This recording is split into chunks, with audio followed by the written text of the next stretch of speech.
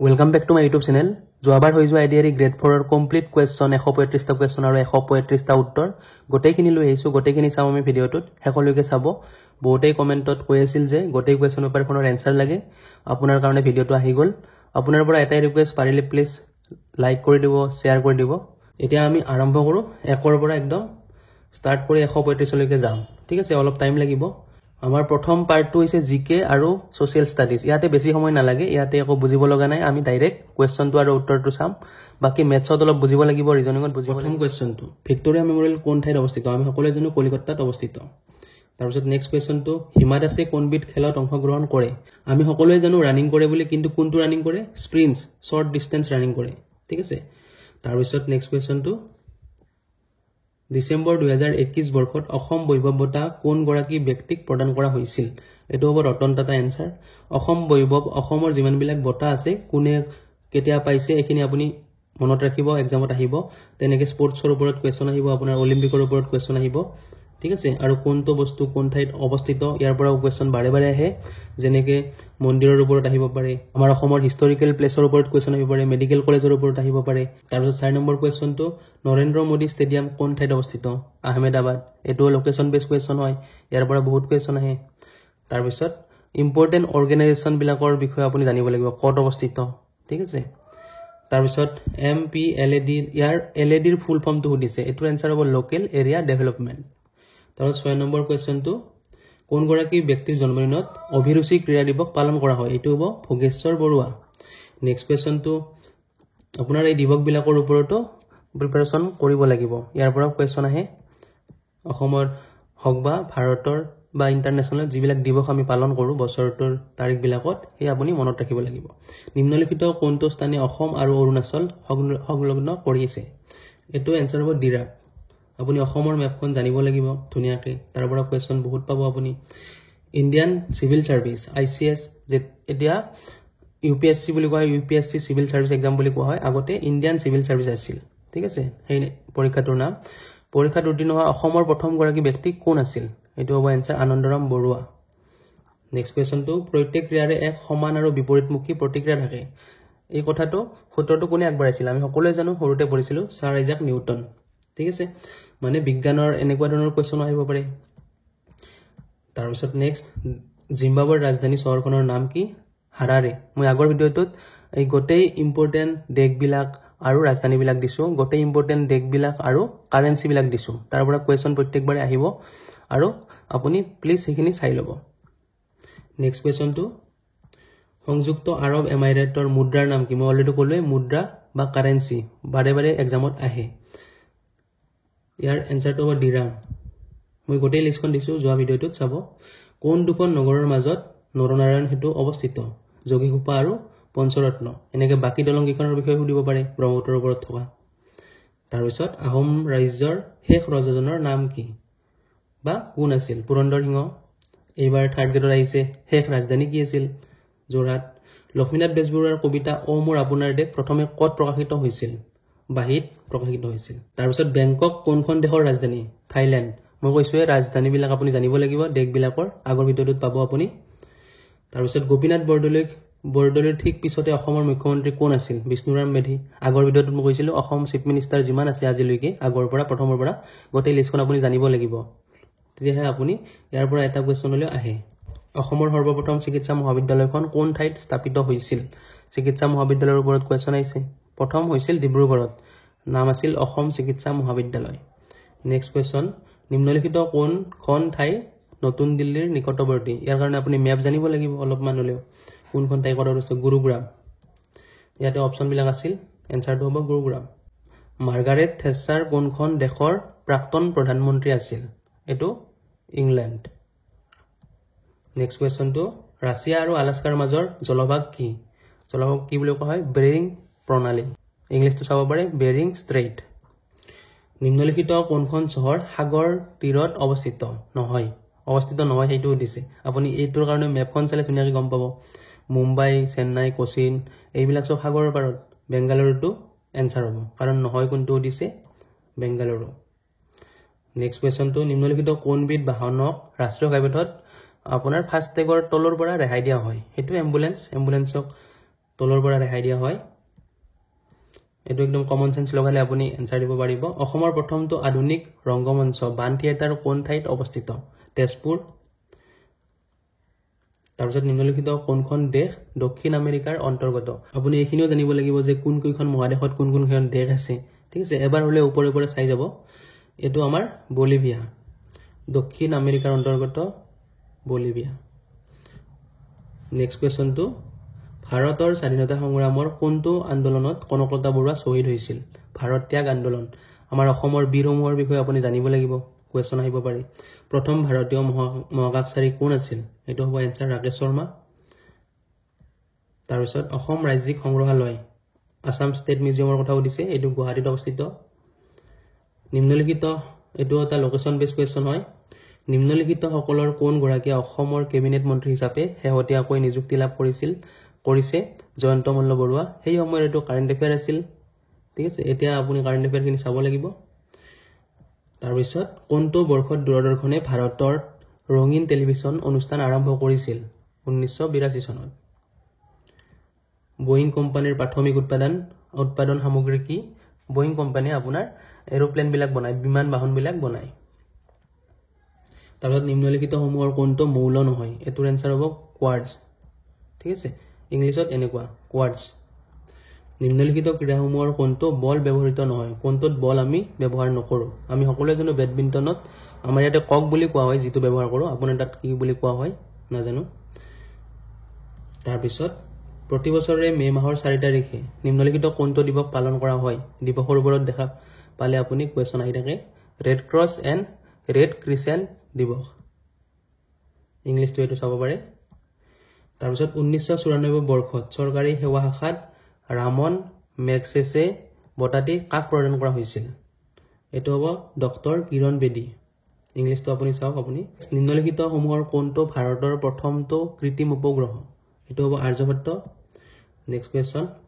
এজন ব্যক্তিয়ে যদি টাকাৰে ধন বিনিময় কৰে তেন্তে তেওঁ কোনখন দেশত আছে কাৰেন্সিৰ ওপৰত দুটা কোৱেশ্চন আহি গল আপুনি দেখা পেলে আৰবৰ কথাও দিছিল এতিয়া বাংলাদেশৰ কথাও দিছে টাকা ক'ত ব্যৱহাৰ হয় বাংলাদেশত আমাৰ ইয়াতে কি বুলি কোৱা হয় ৰুপিস বুলি কোৱা হয় কাৰেন্সি কোনখন দেশে ভাৰতলৈ হিঙৰ সৰ্বাধিক ৰপ্তানি কৰে এটো হ'ব আফগানিস্তান আমাৰ ইয়াতে আফগানিস্তানৰ পৰা হিং আহে হিং আমি সকলোৱে জানো তাৰপিছত নেক্সট কোৱেশ্চন ভাৰতৰ কোনখন ৰাজ্যত পৰ্যটনৰ ট্যাগলাইন হৈছে God's own country God's own country tagline কোনে লগাইছে এটো হ'ব Kerala north eastern police academy কোন কোড অৱস্থিত আমি সকলোৱে জানো মেঘালয়ত অৱস্থিত পুলিচ একাডেমি যত পুলিচৰ ট্ৰেনিং হয় কাউন্টাৰ ইনসাৰ্জেন্সি এণ্ড জাংগল ওয়াৰফেয়াৰ স্কুলখন মিজোৰামৰ কোড অৱস্থিত এটো হ'ব ফাইৰেংটে এটো এটা লোকেশন বেস কোৱেশ্চন এটো এটা লোকেশন বেস কোৱেশ্চন আছিল পুলিচ একাডেমিৰ টু মানে লোকেশন বেস কোৱেশ্চন বহুত আহে তাৰ পিছত নেক্সট কোৱেশ্চন সাংঘাই নামৰ জন্তুবিধ কোড পোৱা যায় বা পোৱা ঠাইখন এটো হ'ব কেবুল লামজাও ৰাষ্ট্ৰীয় উদ্যান আমাৰ অসমৰ যিমান বিলাক ৰাষ্ট্ৰীয় উদ্যান আছে তাৰ ওপৰত কোৱেশ্চন আহিব পাৰে আমাৰ গড় কোড বেছি পোৱা যায় কোনখন ৰাষ্ট্ৰীয় উদ্যানত পোৱা যায় ঠিক আছে এনেকুৱা ধৰণৰ কোৱেশ্চন আহিব পাৰে বাঘ কোড বেছিকে পোৱা যায় হাৰগিলা সুৰক্ষাৰ বাবে কৰা প্ৰচেষ্টাৰ বাবে প্ৰদান কৰা গ্ৰীণ অস্কাৰ বুলিও জনাজাত হুইটলি বটাটি কোন গৰাকী ব্যক্তিয়ে লাভ কৰিছিল পূৰ্ণিমা দেৱী বৰ্মন ঠিক আছে আৰু এটো যাদৱ পায়েং জি ইয়াতে দিছে এক ফৰেষ্টমেন অফ আসাম বুলি কোৱা হয় ফৰেষ্টমেন অফ ইণ্ডিয়া বুলি কোৱা হয় চাগে শিক্ষাৰ অধিকাৰ আইনখনক মৌলিক অধিকাৰ হিচাপে কোনটো অনুচ্ছেদৰ অধীনত প্ৰণয়ন কৰা হৈছে আমাৰ সংবিধানৰ যিকেইটা ইম্পৰ্টেন্ট অনুচ্ছেদ হেকেটা চাব আপুনি ইম্পৰ্টেন্ট অনুচ্ছেদ বহুত বেছি আপুনি চাব নালাগে 20 টাৰ পৰা 25 টা চালে আপোনাৰ এক্সামত কমন আহি যায় অনুচ্ছেদ হ'ব 21A 21A আমাৰ ভাৰতৰ সংবিধানখনৰ অনুচ্ছেদখিনি বহুত ইম্পৰ্টেন্ট এক্সামত আহে অৰ্থশাস্ত্ৰৰ গ্ৰন্থকাৰ চাণক্য কাৰ ৰাজসভাত এগৰাকী মন্ত্ৰী আছিল চাণক্য কাৰ ৰাজ্যসভাত এগৰাকী মন্ত্ৰী আছিল ৰাজসভাত চন্দ্ৰগুপ্ত মৌৰ্য বুলি কওঁ আমি ইংলিছত চন্দ্ৰগুপ্ত মৌৰ্য হ'ব আমাৰ অসমীয়াত তাৰপিছত নিম্নলিখিত কোন গৰাকী অভিনেত্ৰীয়ে মোহাম্মদ বিন তুগলকৰ ৰাজত্বকালত ভাৰত ভ্ৰমণ কৰিছিল এটো এনসাৰটো ইবন বটুতা নেক্সট কোৱেশ্চনটো স্বাধীন ভাৰতৰ প্ৰথম গৰাকী আইন আৰু ন্যায় মন্ত্ৰী কোন বি আৰ আম্বেদকাৰ আমাৰ কোনটো ডিপাৰ্টমেণ্টৰ কোনটো হেড মন্ত্ৰী এইখিনি আপুনি জানিব লাগিব ঠিক আছে finance minister health minister home minister এইখিনি আপুনি জানিব লাগিব ৰাজ্যসভাৰ অধ্যক্ষ ঠিক আছে আপোনাৰ আমাৰ পাৰ্লিয়ামেণ্টৰ বিষয়ে এইখিনি জানিব লাগিব সংসদৰ বিষয়ে দুৰান্ত লাইনে যি দুখন দেশৰ সীমাৰেখা গঠন কৰে সেই দুখন দেশ হৈছে পাকিস্তান আৰু আফগানিস্তান তেনেকৈ আমাৰ ভাৰত আৰু চাইনাৰ মাজত বৰ্ডাৰটো কি বুলি কোৱা হয় ভাৰত আৰু পাকিস্তানত কি বুলি কোৱা হয় এইখিনিও আপুনি প্লিজ চাই ল'ব পাকিস্তান আৰু আফগানিস্তানৰ মাজৰ ডালক কি কয় সীমাৰেখা ডালক দুৰন্ত লাইন নেক্সট কুৱেশ্যনটো ভাৰতৰ যিটো বঁটাৰ বাবে ৰাষ্ট্ৰীয় আন্তঃবিদ্যালয় ফুটবল টুৰ্ণামেণ্ট খেলা হয় সেই বঁটাটো হৈছে সুব্ৰত কাপ ঠিক আছে আৰু যিটো নেশ্যনেল লেভেলৰ হয় এইটো দুৰন্ত কাপ নেক্সট কুৱেশ্যনটো 1926 চনত স্থাপন কৰা অসমৰ সৰ্বপ্ৰথম ব্যক্তিগত খণ্ডৰ বেংকটো কি আছিল দা গুৱাহাটী বেংক লিমিটেড তাৰপিছত নেক্সট কুৱেশ্যনটো নীতি আয়োগৰ ইয়াতে সুধিছে নীতি আয়োগৰ চেয়াৰমেন গৰাকী কোন এটা দুটা বঙালীতে দিয়া হৈছে নেকি এইটো হ'ব ভাৰতৰ প্ৰধানমন্ত্ৰী এইটো এইবাৰ 3rd গ্ৰেডৰ এক্সামতো আহিছে তাৰপিছত ভাৰতবৰ্ষত কোন প্ৰকাৰৰ গণতন্ত্ৰ অনুসৰণ কৰা হয় এটোৰ আনসাৰ হ'ব আপোনাৰ ইংলিছত যদি চাই ৰিপ্ৰেজেন্টেটিভ ডেমক্ৰেসি বহুতেই মাৰি আহিছে সংসদীয় গণতন্ত্ৰ এটো আনসাৰ নহয় আনসাৰ হ'ব প্ৰতিনিধিত্বমূলক গণতন্ত্ৰ নেক্সট বাংলাদেশত গংগা নদীৰে মিলিত হোৱাৰ পিছত ব্ৰহ্মপুত্ৰ নদীক কি নামেৰে জনা যায় এটো আমাৰ পদ্মা তাৰপিছত নেক্সট কুৱেশ্যনটো মূল মধ্যৰেখাৰ পৰা পূব আৰু পশ্চিম দিশৰ কোনো ঠাইৰ কৌণিক দূৰত্বক কি বুলি কোৱা হয় দ্ৰাঘিমাংশ মানে লংগিটিউড নিম্নলিখিত যুগ্মসমূহৰ কোনটো যুগ্ম শুদ্ধকৈ ৰজিতা পোৱা নাই কোনটো মিলা নাই সুধিছে পানী থাকে হাইড্ৰস্ফিয়াৰত বায়ু থাকে এটমস্ফিয়াৰত স্থল থাকে লিথোস্ফিয়াৰত পৰিবেশ বায়োস্ফিয়াৰ এটো ভুল হয় তাৰপিছত নেক্সট কুৱেশ্যনটো সুনামি সংঘটিত হোৱা অঞ্চল হৈছে মহাসাগৰ আমি জানো মহাসাগৰৰ তলিত হোৱা ভূমিকম্পৰ ফলত পানী উঠি আহে আমি সুনামি বুলি কওঁ একদম সিম্পল ভাষাত সৰল ভাষাত নেক্সট ভাৰতীয় সংবিধানৰ প্ৰস্তাৱনাত নিম্নলিখিত কোনটো শব্দ সন্নিৱিষ্ট নাই এটো হ'ব ফেডাৰেল সংবিধানৰ ওপৰত দুটা কুৱেশ্যন আপুনি দেখা পালে মুদ্ৰাবিহীন ভাৱে বয়বস্তু ব্যৱসায়ৰ পুৰণি প্ৰথাটো কি এটো হৈছে বিনিময় প্ৰথা আমি আগতে একদম আগৰ কথা কোৱা হৈছে ইয়াতে আগতে টকা যেতিয়া আৱিষ্কাৰ হোৱা নাছিল তে কি কোনোবাৰ ঘৰত ছাগলীটো দি দিলে আৰু তাৰ হলনি এটা বস্তা চাউল লৈ আহিলে এনেকৈ বিনিময় প্ৰথা চলিছিল তাৰ পিছত তেতিয়া টকাৰ আৱিষ্কাৰ হোৱা নাছিল দাল বাটি চুৰমা নামৰ পৰীক্ষাত খাদ্যটি সাধাৰণতে কোন ৰাজ্যত পৰিবেশন কৰা হয় ৰাজস্থানত আমি দেখিবলৈ পাওঁ তাৰ পিছত সেউজীয়া উদ্ভিদৰ ওপৰত বৰ্তি থকা প্ৰাণীক কি বুলি কোৱা হয় কেনেকৈ মনত ৰাখিব হাৰ্বিভৰাছ আৰু সেউজীয়া গছগছনিৰ পৰা যদি উদ্ভিদৰ পৰা যদি কিবা মেডিসিন বনায় তাক কি বুলি কয় হাৰ্বেল বুলি কোৱা হয় মানে হাৰ্বেল এনেকৈ আপুনি মনত ৰাখিব পাৰে তাৰপিছত ভাৰতৰ সংবিধানৰ কোনখন অনুসূচিত উত্তৰ পূব ভাৰতৰ পাহাৰ আৰু জনজাতীয় অঞ্চলৰ বাবে স্বায়ত্ত শাসনৰ ব্যৱস্থা কৰা হৈছে 6ষ্ঠ অনুসূচী 6th schedule ঠিক আছে সংবিধানৰ ওপৰতে কোৱেশ্যন আমাৰ নৰ্থ ইষ্টৰ লগত জড়িত এতিয়া গণিতখিনি আহি গল গণিতৰ কোৱেশ্যনখিনি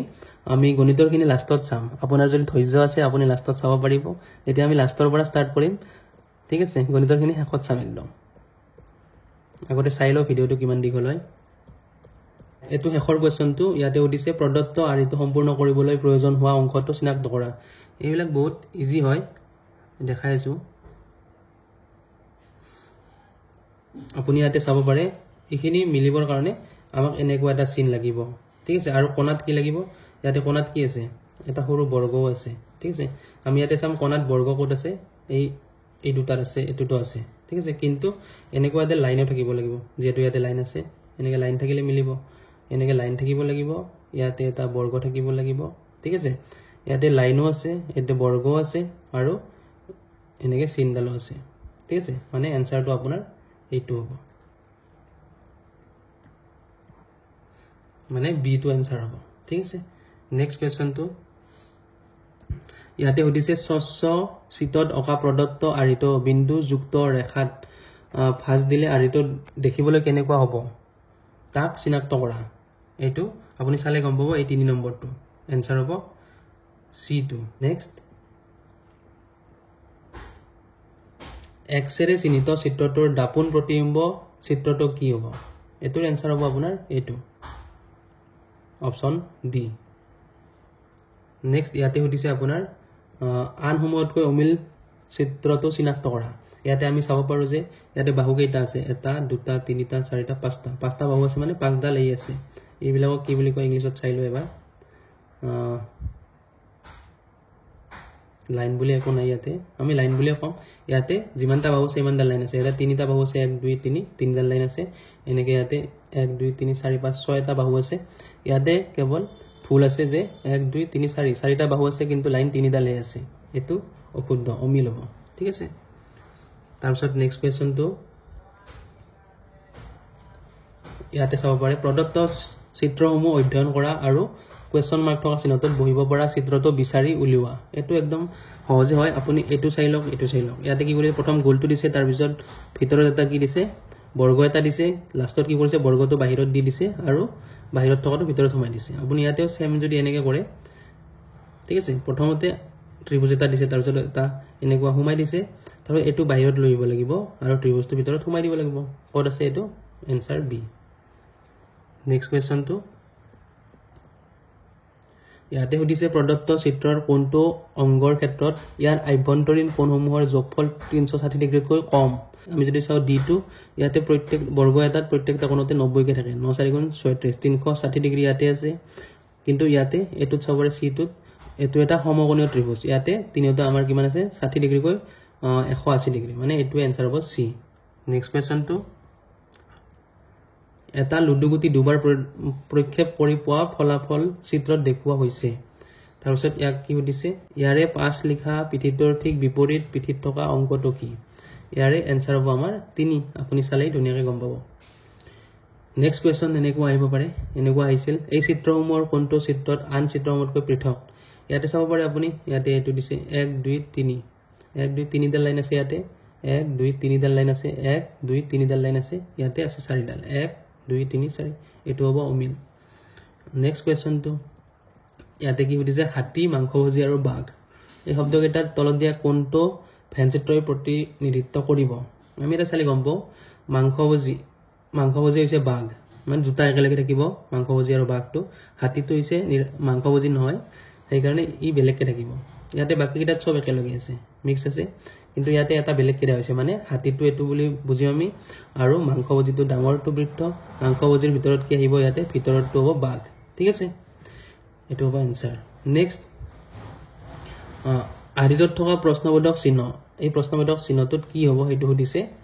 আপুনি ইয়াতে চালে গম পাব ধুনীয়াকৈ যে ইয়াতে কি কৰিছে এনেকৈ চিৰিলে আপুনি যাও 5 এৰে 2 পূৰণ কৰিছে 5 2 গুণ 10 বিয়োগ 1 কৰিছে ঠিক আছে মানে আমি 9 পালো তাৰছত কি কৰিছে যিটো সংখ্যা আছে এটোৰ লগত তাৰছত 2 পূৰণ কৰি 9 2 গুণ 18 যোগ 1 কৰিছে প্ৰথম 2 ৰে পূৰণ কৰি বিয়োগ 1 কৰিছে তাৰছত দ্বিতীয়তে যোগ পূৰণ 2 ৰে কৰি যোগ 1 কৰিছে 9 2 গুণ 18 কে 19 তাৰছত আকৌ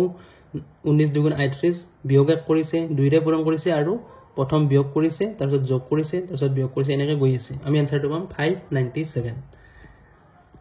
নেক্সট কোৱেশ্চনটো নিম্নলিখিত কোনটো শব্দ বাকি শব্দবোৰৰ দৰে নহয় আপুনি চাব পাৰে এটো এৰোপ্লেন এয়াৰপোৰ্ট এয়াৰক্ৰাফট এই তিনিওটা আমাৰ এৰোপ্লেন এয়াৰক্ৰাফটৰ লগতে জড়িত কিন্তু হ্যাঙ্গাৰটো এটা জড়িত কিন্তু হ্যাঙ্গাৰৰ ইয়াতে স্পেলিংটো ফুল আছে হ্যাঙ্গাৰ মানে যত আমি এৰোপ্লেন বিলাক ৰাখি থওঁ বহুত ডাঙৰ এটা হ্যাঙ্গাৰ বা ঘৰ বুলি ক'ব পাৰে তাৰ ভিতৰত আমি এৰোপ্লেন বিলাক সোমাই ৰাখো ঠিক আছে হেতু হ্যাঙ্গাৰ বুলি কয় কিন্তু ইয়াতে HANGAR হ'ব লাগিছিল ঠিক আছে এই কাৰণে এটো অশুদ্ধ এটো জি দিয়া আছে ইয়াতে এটো হ্যাঙ্গাৰ মানে আমি কাপোৰ থোৱা যিটো হ্যাঙ্গাৰ হেতু কোৱা হয় তাৰপিছত নেক্সট কোৱেশ্চনটো নিম্নলিখিত কোনটো শব্দ একেটা গোটত অন্তৰ্ভুক্ত নহয় এটা আপুনি চাব পাৰে জাহাজৰ ইঞ্জিন আছে ৰেলৰ ইঞ্জিন আছে উৰাজাহাজৰ ইঞ্জিন আছে যন্ত্ৰচালিত নাও এটো অমিল ঠিক আছে তাৰছত কোনো এক কোড অনুসৰণ কৰি মিলিটাৰী এটুক যদি এনেকে লিখিব পাৰো তেতিয়া হলে এটুক কি বুলি লিখিম আপুনি চাই লওক একদম সিম্পল হয় ইয়াতে কি কৰিছে এটুক এই কৰিছে এটু কৰিছে মানে m ৰ লগত x যোগ কৰি n কৰিছে i টো একেই ৰাখিছে l ৰ লগত x যোগ কৰি m l ৰ পিছত কি আহে m ৰ পিছত n আহে i একেই ৰাখিছে l ৰ পিছত m আহে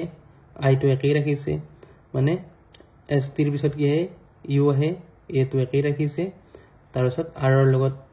x যোগ কৰি s কৰিছে y টো একেই ৰাখিছে মানে এটা আগুৱাই দিছে আৰু মাজত এটা একেই ৰাখিছে এতিয়া আমি চাম s ৰ পিছত কি আহে t দিছে e টো একেই ৰাখিছে তাৰ পিছত m ৰ পিছত কি আহে n ঠিক আছে n টো দি দিছে ইয়াতে i টো একেই ৰাখিছে তাৰছত n ৰ পিছত এটা যোগ কৰি o দিছে n ৰ পিছত o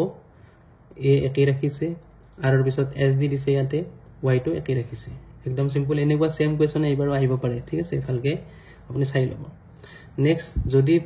পাৰ্টস যদি স্ট্ৰাব হয় তেতিয়া এটো কি হ'ব একদম সিম্পল হয় ইয়াতে কি কৰিছে এটো একদম উল্টা কৰি দিছে s টো আগত আনিছে t r a p স্ট্ৰেপ কৰি দিছে আমি এটো উল্টা কৰি আনিম f টো আগত আনিম f l o w কৰি দিম আৰু প্ৰথমটো কি কৰিছে ক্যাপিটেল কৰি দিছে ফ্লো এটো আনসাৰ হ'ব ৰিজনিংত এনেকুৱা কোৱেশ্চন আহে বহুত সময় নালাগে একদম সেকেন্ডতে সলভ কৰিব পাৰি ইয়াতে একদম সিম্পল 12 11 13 12 14 13 এই শৃংখলাটোত কোৱেশ্চন মাৰ্ক থকা ইয়াতে কি হ'ব সুধিছে একদম সিম্পল 12 পৰা কি কৰিছে 1 বিয়োগ কৰিছে 11 তাৰ পিছত এই দুটা যদি আমি চাও তো 13 পৰা এই দুটাত চাও আমি 13 পৰা 1 বিয়োগ কৰিছে এই দুটাত কি কৰিছে 14 পৰা 1 বিয়োগ কৰিছে আৰু এটা বস্তু চাই লওক আপুনি ইয়াতে এই দুটা যদি আমি জোৰ বনাই লও 12 ইয়াৰ প্ৰথমটো 12 ইয়াৰ প্ৰথমটো 13 তাৰপিছত 14 মানে সিৰিয়ালি গৈছে তাৰপিছত কি হ'ব 15 হ'ব ঠিক আছে 15 তে आंसर হ'ব নেক্সট কোৱেশ্চনটো বিখদ্ৰিক শব্দটো চিনাক্ত কৰা ইয়াতে আমি চাব পাৰো কি অপচন দিছে ইউগান্ডা এঙ্গোলা সুদান ইজিপ্ট আমি চালে গম পাম যে এই বাকি কেইটা সাউথ আফ্ৰিকাৰ দেশ হয় সাউথ আফ্ৰিকা মহাদেশৰে এখন দেশ কিন্তু ইজিপ্টখন আফ্ৰিকাৰ নহয় ঠিক আছে এটো অমিল আছে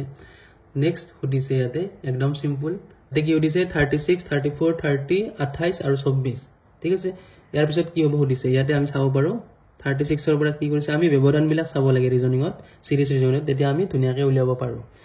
এই কেটাৰ সম্পৰ্ক চাব লাগে বিয়োগ আছে নে যোগ আছে নে পূৰণ আছে নে কি আছে 36 ৰ পিছত 2 বিয়োগ কৰিলে 36 হয় তাৰ পিছত 4 বিয়োগ কৰিছে 30 হৈছে তাৰ পিছত 2 বিয়োগ কৰিছে মানে প্ৰথম 2 বিয়োগ কৰিছে তাৰ পিছত 4 বিয়োগ কৰিছে এনেকৈ আগুৱাই গৈ আছে 2 কৰতে 36 হল 4 কৰতে 30 হল 2 কৰতে 28 হল 4 কৰতে আমাৰ 24 হল তাৰ পিছত 2 কৰিব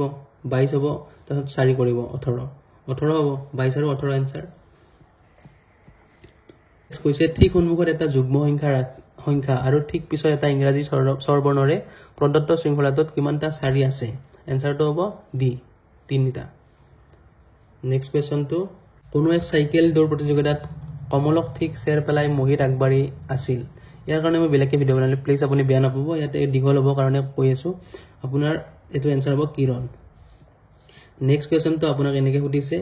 a + b ৰ অৰ্থ হল a হৈছে b ৰ মাতৃ এনেকুৱা ধৰণৰ কোৱেশ্চন কেনেকৈ কৰিব লাগে মই জনাই দিম এটোৰ आंसर হ'ব p - m + n * q যিকেইটাত বহুত টাইম লাগি যাব এইকেইটা পিছত কৰিম আপুনি বেয়া নাপাব বেলেগকে ভিডিও বনাই দিম কাৰণ বহুত দীঘল হৈ যাব ভিডিওটো আমাৰ 20-25 মিনিট বচাবৰ কাৰণে কিছুমান বস্তু আমি आंसरটো অকল কৰি দিম নিম্নলিখিত কোনটো শব্দই আনবোৰ শব্দত স্থাপিত নীতিত অনুসৰণ কৰা নাই ইয়াতে আপুনি চালে ধুনিয়াকৈ গম পাব যে ইয়াতে আপুনি চাওক p ৰ পিছত কি কৰিছে p q এটা এৰি কিনে r দিছে r ৰ পিছত s এৰি কিনে t দিছে t ৰ পিছত u এৰি কিনে v দিছে আমাৰ abcd খনৰ ঠিক আছে abcd খনৰ সিৰিয়ালি গৈ আছে p ৰ পিছত এটা এৰি r r ৰ পিছত এটা এৰি t t ৰ পিছত এটা এৰি u এৰি কিনে v দিছে w এৰি কিনে x দিছে মানে এটা এৰি গৈছে আপুনি এটোটো চাব পাৰে c ৰ পিছত d এৰি কিনে e ত গৈছে e ৰ পিছত f এৰি কিনে g ত গৈছে g ৰ পিছত h এৰি কিনে i ত গৈছে i ৰ পিছত j এৰি কিনে k ত গৈছে মানে এটা এৰি গৈ আছে এটোত কিন্তু কি কৰিছে এটোত দুটা এৰিছে m n o দুটা এৰিছে তাৰ পিছতে p বহাইছে এটো এই কাৰণে অমিল আছে आंसर হ'ব এটো সিৰিয়ালি তললৈ নামি আহতে জিগনেছে প্ৰথমে 4 খোজ নামে 3 খোজ উঠে 6 খোজ নামে 2 খোজ উঠে এটো অলপ টাইম লাগে আপুনি কৰি চালে ধুনিয়াকৈ গম পাব 3 খোজ ওপৰত হ'ব आंसर তাৰ পিছত নিম্নলিখিত ইয়াতে দিছে ইংৰাজী বৰ্ণমালাৰ সমাজৰ দুটা বৰ্ণ নিম্নলিখিত কোনটো শব্দত সোমাই আছে ইংৰাজী বৰ্ণমালাৰ সমাজৰ দুটা কি হৈছে m আৰু n 13 আৰু 14 নম্বৰত থাকে আমাৰ 26টা বৰ্ণমালা ইংৰাজীত এৰ পৰা z লৈকে এই কাৰণে ইয়াতে m আৰু n দুটাই আছে ঠিক আছে মাৰ্জৰ দুটা তাৰপিছত 4 5 3 2 9 8 6 এই সংখ্যাটো উল্টাকৈ যদি আমি লিখো কি হ'ব 6 8 9 2 3 5 4 তাৰপিছত ইয়াতে সুধিছে মাজত কোনটো থাকি যাব তেনে কোনটো স্থান পৰিৱৰ্তন নহয় মাজতে থাকি যাব ইয়াতে তিনটা আছে ইফালে তিনটা আছে আমি উল্টাই দিলেও দুইটো মাজতে থাকি যাব এটো आंसर হ'ব একদম সিম্পল তাৰপিছত গীতাক প্ৰিয়াৰ সৈতে চিনাকি কৰাই দি ৰজনীয়ে ক'লে তাই মোৰ ককাই দেউতাৰ একমাত্ৰ পুত্ৰৰ জীয়ৰী। ৰজনীৰ সৈতে গীতাৰ সম্বন্ধটো কি? এনচাৰ হ'ব ভগ্নী। ইয়াৰো এটা ফৰ্মুলা আছে, লাগে যদি কৈ দিব। আন শব্দৰ সৈতে নিমিলা শব্দটো চিনাক্ত কৰা। ইয়াতে আপুনি চাব পাৰে স্মাইল, স্পৰ্টছ গোটেইকেইটা এছেৰে ষ্টাৰ্ট হৈছে, ঠিক আছে। এইটো এৰে ষ্টাৰ্ট হৈছে, এইটো অমিল, আমি দেখিলে গম পাওঁ। তাৰপিছত একেটা গোটত অন্তৰ্ভুক্ত কৰিব নোৱাৰা সংখ্যাটো চিনাক্ত কৰা। ইয়াৰে অমিলটো সুধিছে। আমি প্ৰথমটো যদি চাওঁ, এইটো কি আছে 11 কিউব কৰিলে আমি এইটো সংখ্যা পাম। তাৰপিছত এইটো কি আছে, এইটো আমি 12 কিউব কৰিলে এইটো সংখ্যা পাম। তাৰপিছত এইটো আমি 15 কিউব কৰিলে এইটো সংখ্যা পাম, কিন্তু এইটো এনেকৈ কৰিব নোৱাৰি, ঠিক আছে। এইটো হ'ব উত্তৰ। নেক্সট, নিম্নলিখিত কোনটো শব্দই মানে আপোনাৰ ৰিজনিং আৰু মেণ্টেল এবিলিটিত এনেকুৱা ধৰণৰ কুৱেশ্যন আহে, আপুনি যাতে অলপ মাথা লগাব লাগিব, ঠিক আছে। আপুনি আইডিয়াবিলাক লগাব লাগিব, কোনটো কেনেধৰণৰ কুৱেশ্যন আহিলে কেনেকুৱা আইডিয়া লগাব লাগিব, এইটো আপোনাৰ পৰীক্ষা কৰা হয়। নিম্নলিখিত যিমানে আপুনি প্ৰেক্টিচ বেছি কৰিব ৰিজনিং, সিমানে আপুনি পাৰিব। প্ৰেক্টিচ নকৰিলে অলপ টান হ'ব। নিম্নলিখিত কোনটো শব্দ যুগ্মই ইঞ্জিন বাহন, বাহনত ইঞ্জিন থাকে সম্পৰ্কটো, এই সম্পৰ্কটোৰ নিচিনা চেম কোনটো হ'ব? সম্পৰ্কটো সদৃঢ় সম্পৰ্ক স্থাপন কৰে। বাহনত কি থাকে, গাড়ীত কি থাকে, ইঞ্জিন থাকে। তেনেকৈ ইয়াতে মিলাটো কোনটো হ'ব? বাল্বৰ ভিতৰত কি থাকে? ফিলামেণ্ট থাকে। আমি যিটো বাল্বৰ ভিতৰত জ্বলি থকা বস্তু দেখাব এইটো ফিলামেণ্ট। মানে গাড়ীত যেনেকৈ ইঞ্জিন থাকে ভিতৰত, বাল্বৰ ভিতৰত ফিলামেণ্ট থাকে, বাকীকেইটা নিমিলে। তাৰপিছত মিলিটাৰীৰ সৈতে সম্পৰ্কিত শব্দটো কেমোফ্লেজ। কেমোফ্লেজ মানে হৈছে লুকাই ৰখাৰ কাৰণে যিখিনি হেৰি কৰা হয়, এইখিনি পদ্ধতিটো কেমোফ্লেজ বুলি কোৱা হয়। তাৰপিছত নেক্সট কুৱেশ্যনটো, নিম্নলিখিত কোনটো যুগ্ম এক শুদ্ধ যুগ্ম নহয়? ইয়াতে আপুনি ইংলিছটো চালে বেছিকৈ বুজি পাব ভালকৈ। জিঅ'লজি মানে আমাৰ আৰ্থৰ যিটো ষ্টাডি সেইটোক জিঅ'লজি বুলি কোৱা হয়। এনিমেলৰ ষ্টাডিক আমি জুলজি বুলি কওঁ। জীৱ জন্তুৰ যিটো আমি অধ্যয়ন তাক জুলজি কওঁ। এটমস্ফিয়াৰৰ ষ্টাডিক অধ্যয়নক আমি মেটেৰলজি বুলি কওঁ। স্পেচৰ অধ্যয়নক আমি কওঁ এষ্ট্ৰনমি। ইয়াতে এষ্ট্ৰলজি দিয়া হৈছে, এইটো ভুল দিয়া হৈছে, এইটো হ'ব এনচাৰ। নেক্সট,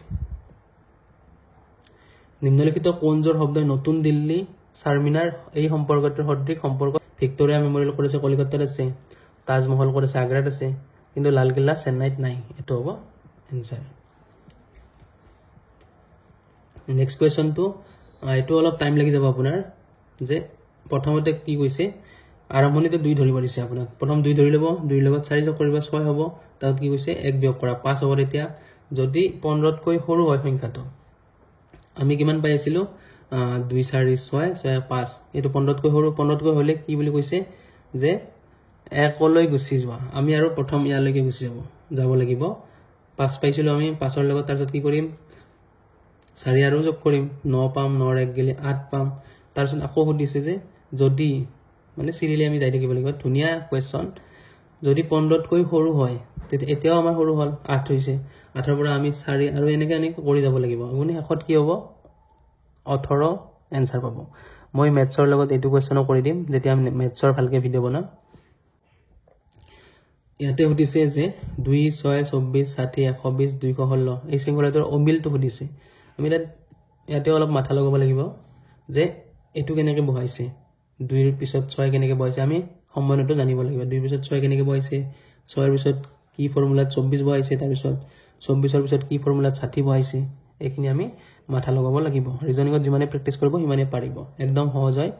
আমি সম্বন্ধটো জানিব লাগিব, এইটোৰ পৰা এইটো কেনেকৈ পালে, এইটোৰ পৰা এইটো কেনেকৈ গ'ল আগুৱাই, এইটোৰ পৰা এইটোলৈকে আগুৱাই কেনেকৈ গ'ল, এইখিনি জানিলে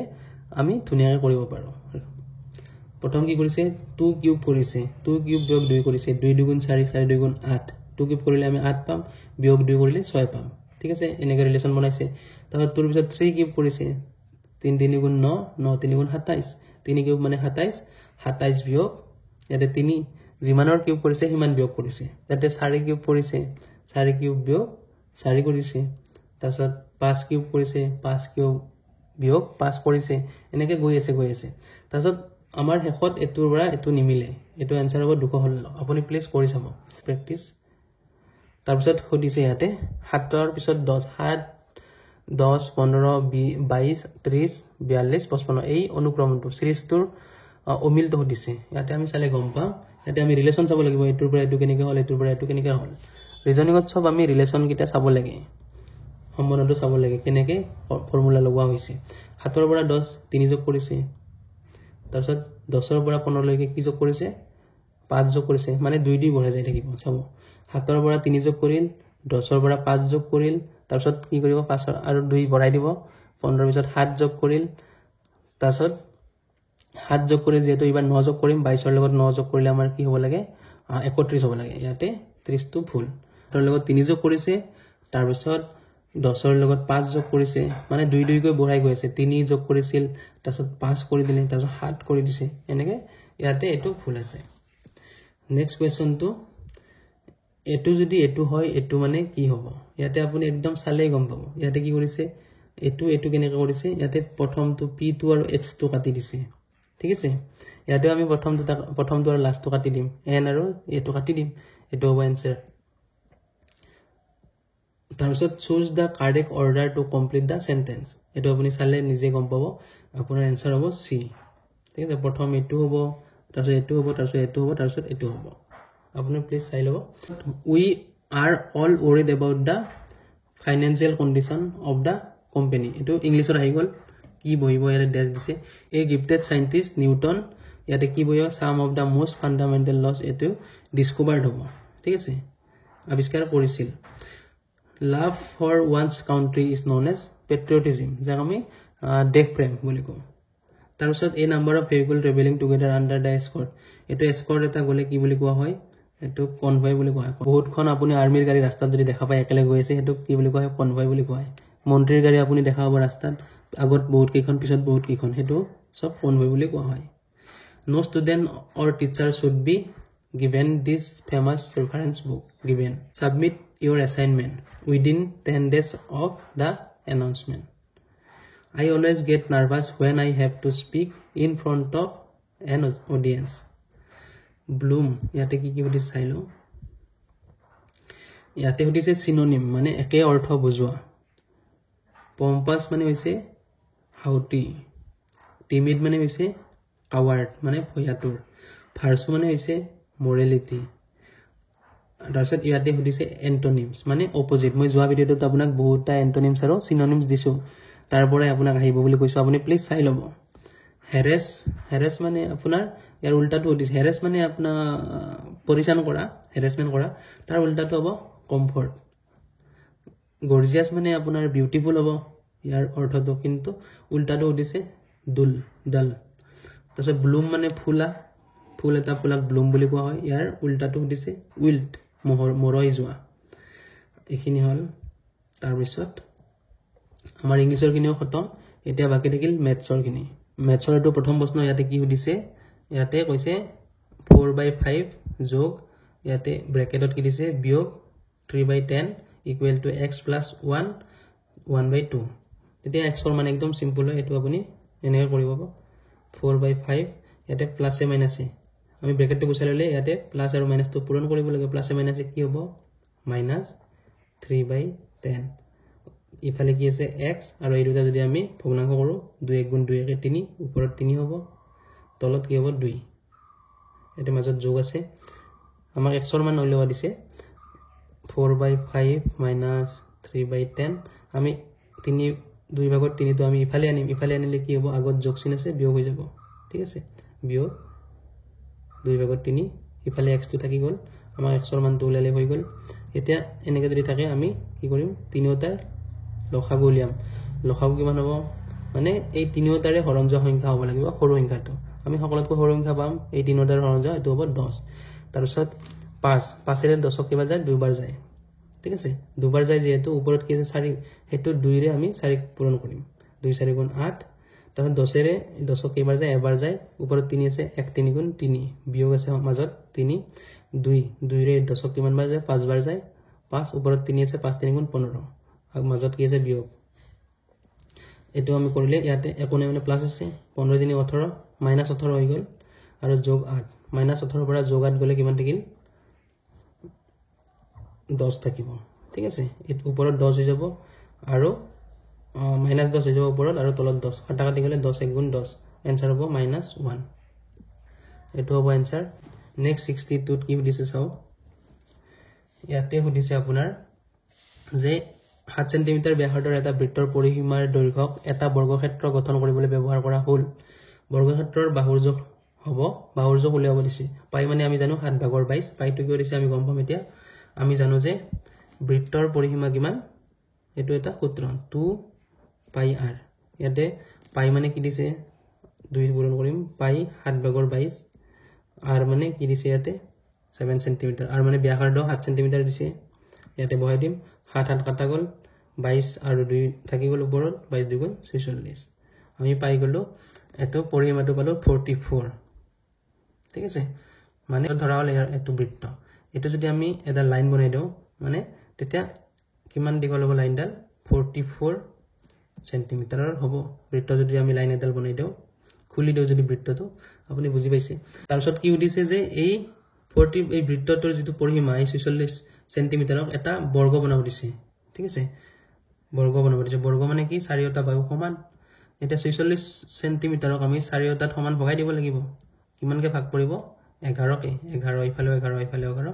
মানে 11 পূৰণ 4 46 এনসাৰ হ'ব 11 সেন্টিমিটাৰ ঠিক আছে তাৰ পিছত ইয়াতে উদিছে কোন দুটা সংখ্যাৰ গসাগু আৰু লসাগু যথাক্ৰমে 2^5 আৰু 2^5 * 7^3 যদি সংখ্যা দুটাৰ এটা 2^7 হয় তেন্তে আনটো কি হ'ব একদম সিম্পল হয় আমি জানো যে গসাগু পূৰণ লসাগু সমান সংখ্যা প্ৰথম সংখ্যাটো পূৰণ দ্বিতীয় সংখ্যাটো ঠিক আছে আমি এই সূত্ৰটো বহাই দিম ধুনিয়াকে ইয়াতে কি আছে লসাগু আৰু গসাগু 2^5 পূৰণ 2^5 7^3 এই দুটা পূৰণ কৰি দিলো সমান এটা সংখ্যা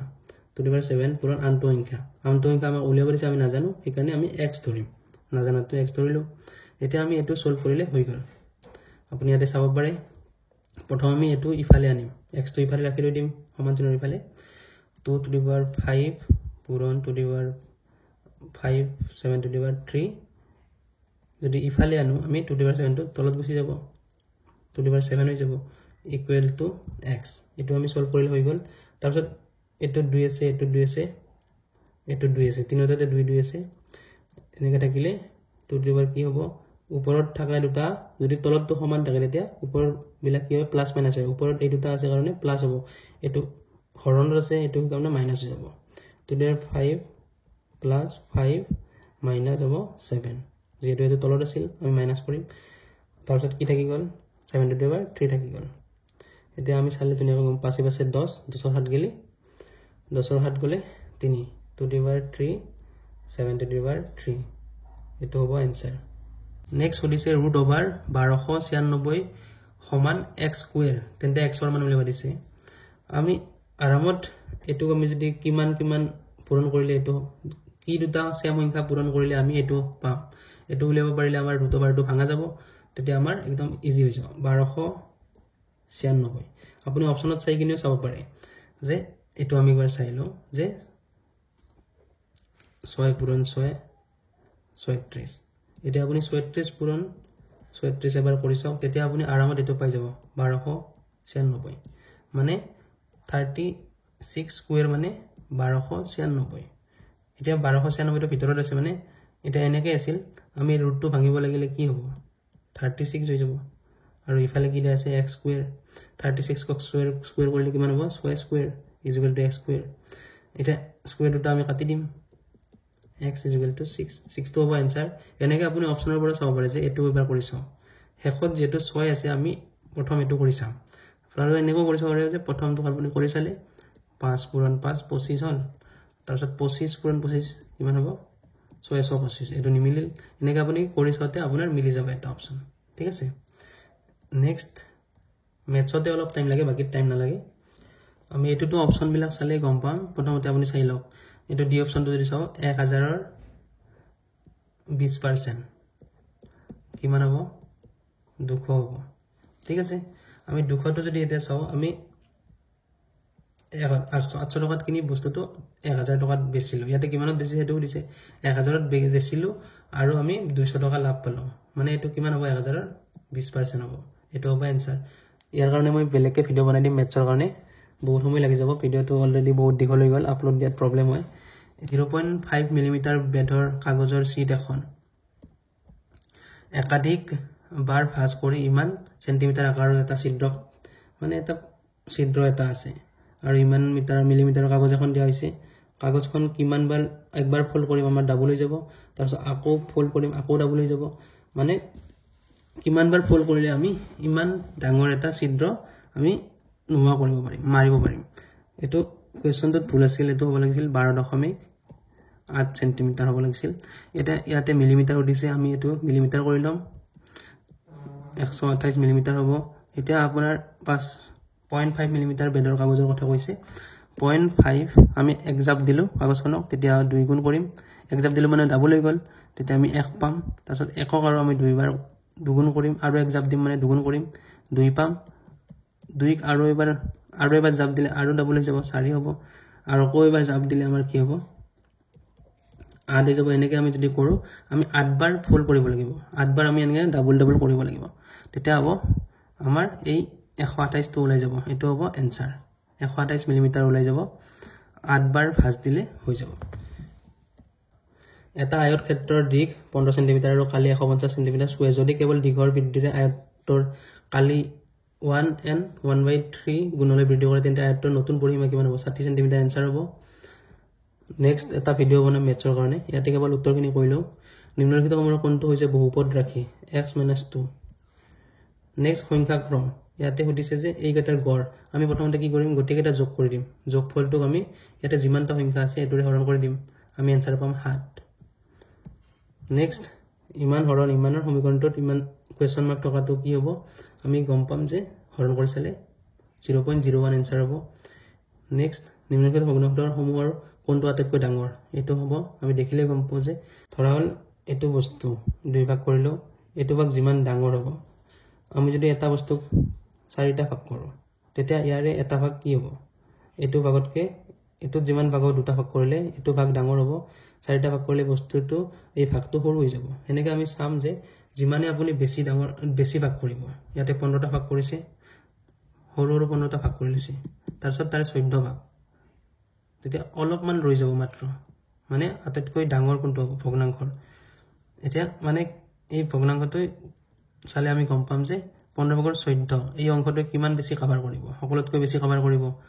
আমি 15 ভাগৰ 14 ভাগ ললে বেছি অংশ কভাৰ কৰিব নেক্সট 1.5 কেজিৰ কিমান শতাংশ 7.5 গ্ৰামৰ সমান 0.5% এনসাৰ নেক্সট a/b = 8/6 হয় যদি তেনেহলে এটোৰ মান উলিয়াব দিছে এনসাৰ হ'ব 3 তাৰপিছত এটো কোৱেশ্চন চাব পাৰে ৰাজেনে 2 কিলোমিটাৰ প্ৰতি ঘণ্টা বেগত ঘৰৰ পৰা স্কুললৈ যায় আৰু স্কুলৰ পৰা 3 কিলোমিটাৰ প্ৰতি ঘণ্টা বেগত ঘৰলৈ উভতি আহে আজা দুটা প্ৰক্ৰিয়া তেওঁৰ 5 ঘণ্টা সময় প্ৰয়োজন হয় তেন্তে তেওঁৰ ঘৰৰ পৰা দূৰত্ব কিমান স্কুললৈকে 6 কিলোমিটাৰ এনসাৰ মেথছৰ যদি ভিডিও বেলেগকে লাগে প্লিজ কমেন্ট কৰি জনাব একটি ঘনক্ষেত্ৰৰ সৰ্বমুঠ পৃষ্ঠ পিঠিকালি হৈছে 96 সেন্টিমিটাৰ স্কয়াৰ ঘনকটোৰ আয়তন উলিয়াব দিছে 64 সেন্টিমিটাৰ কিউব কোনো দুটা বৃত্তৰ ব্যাসৰ অনুপাত 2:3 2:3 বৃত্ত দুটাৰ কালিৰ অনুপাত উলিয়াব দিছে 4:9 হ'ব এনসাৰ নেক্সট x + 1/x = 4 তেন্তে এটোৰ মান উলিয়াব দিছে এনসাৰ হ'ব 14